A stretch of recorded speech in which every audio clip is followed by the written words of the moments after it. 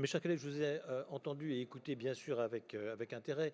Je ne vais pas faire une réponse à chacun, et je prie de m'en excuser, puisque en fait la plupart de vos interrogations portent sur des amendements sur lesquels je vais répondre dans un instant, donc je ne voudrais pas doubler et alourdir de manière trop importante la séance. Laissez-moi quand même vous donner 2 ou 3 indications, mais disons plus générales.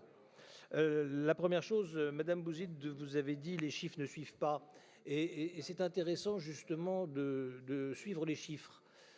Alors je vous rappelle, pour ceux qui ne le savent pas, que les chiffres de la délinquance, ou plus exactement les chiffres des plaintes enregistrées par la police et par la gendarmerie, font l'objet de publications sur le site du ministère de l'Intérieur, et ça s'appelle Interstat.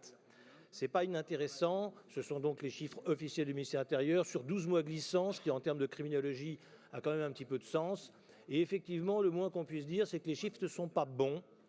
Alors, c'est souvent une mauvaise nouvelle, pas toujours. Par exemple, que les homicides volontaires augmentent, c'est une mauvaise nouvelle. Sur les agressions sexuelles et sexistes, ça demande d'affiner.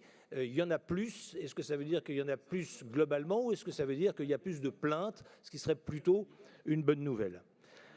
Pour avoir une vision un peu plus précise d'ailleurs de la délinquance, ces chiffres ne suffisent pas. Je vous enjoins de regarder les enquêtes de victimation. Il y en a une qui est faite par l'INSEE tous les ans, même si l'année dernière, je crois qu'elle n'a pas été faite. Et puis, il y a l'enquête de victimation que nous faisons, plus exactement que l'Institut Paris Région fait tous les 2 ans, et qui nous permet d'avoir une vision assez précise de l'état de la délinquance et des inquiétudes et des angoisses et des atteintes des Franciliens.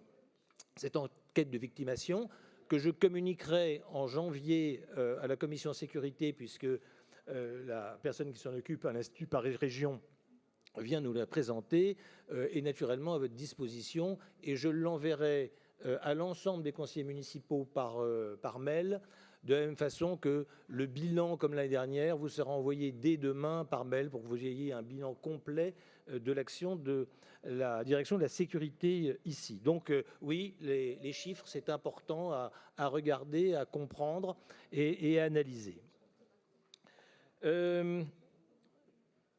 Monsieur Melki, vous avez rendu hommage aux maires, aux pompiers, à la police municipale, à la gendarmerie. Alors je voudrais en profiter pour le faire à mon tour.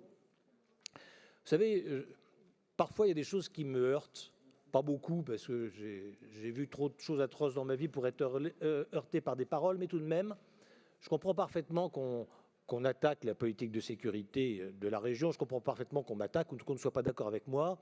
Par contre, la remise en cause globale, je dis bien globale, non pas de policiers, mais de la police, sur le thème la police tue ou la police est raciste, est quelque chose qui me choque toujours.